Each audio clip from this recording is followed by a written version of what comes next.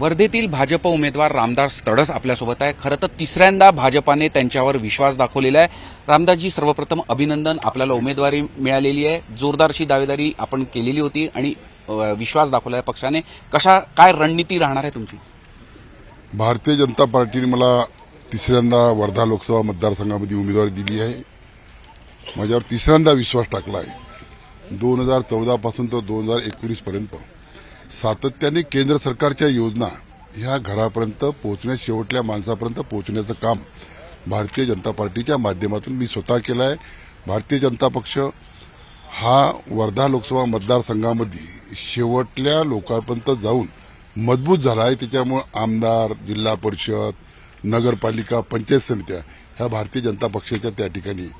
त्याच्यामुळे मला तिसऱ्यांदा तिकीट दिल्यानंतर मला असं वाटतं की 2014, 2019चा रेकॉर्ड तोडून अमृत नोनी आर्थो प्लस, ये एक प्रूवन फॉर्मूला है। इसमें मौजूद नोनी फल के गुण और आयुर्वेदिक जड़ी बूटियां शरीर को जरूरी पोषक तत्व देने के साथ साथ हड्डियों और जोड़ों के घिसने, उनमें होने वाले सूजन और दर्द को रोकने में मदद करता है। दर्द मुक्त जीवन के लिए अमृत नोनी आर्थो प्लस या 24 मध्ये फार मोठ्या फरकानं निवडून येईल। तुम्ही कुस्तीपटू राहिलेले आहेत, तुमच्या विरुद्ध कोण पैलवान राहणार अजून स्पष्ट झालेलं नाही। म्हणजे महाविकास आघाडीचा पैलवान कोण राहणार?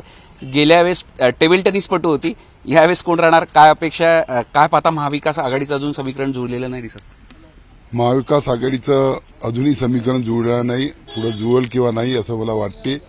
आणि कधी काँग्रेसवाले म्हणते आमचा उमेदवार उभा करू, कधी शरद पवार गट म्हणते आमचा उमेदवार झाला आहे, फिरून राहिला, म्हणजे त्याच्यात एकमत नाही आहे। त्याच्यामुळे आज त्यांचं एकमत नसल्यामुळं त्यांचा उमेदवार कोण आहे हे काही निश्चित सांगू शकत नाही। परंतु भारतीय जनता पक्षाची कार्यकर्त्याची एवढी मोठी फळी वर्धा लोकसभा मतदारसंघामध्ये आहे की 2 वेळचा रेकॉर्ड तोडून आम्ही निवडून येईल। मोदी यांनी सभा घेतली होती, पंतप्रधान मोदींची 2 वेळेस आपल्याकरता सभा झालेली, यावेळेस पण व्हावी अशी अपेक्षा? मी देवेंद्रजीला विनंती करण्याकरिताच आलो, सदिच्छा भेट घेण्याकरिता आलो की तिसरी सभा म्हणजे 2014, 2019 दोन्ही सभा माझ्या लोकसभा मतदारसंघामध्ये घेतली। तिसरी सभा सुद्धा 2024ची माझ्या मतदारसंघापासून चालू करावी ही विनंती करण्याकरिता देवेंद्रची आज भेट घेतली। सगळ्यात महत्वाचं पूर्व विदर्भ बघायला गेल्यास तेली समाजाचा फॅक्टर फार महत्वाचा असतो। आपण पण त्या समाजातून येतात, किती फायदा मिळेल तेली समाजाकडून? तसा पारंपरिक मतदार राहिला आहे का? काय सांगाल त्याबाबत? तेली समाज हा फार मोठ्या प्रमाणात विदर्भात आहे आणि जवळजवळ 95% हा भारतीय जनता पक्षासोबत आहे।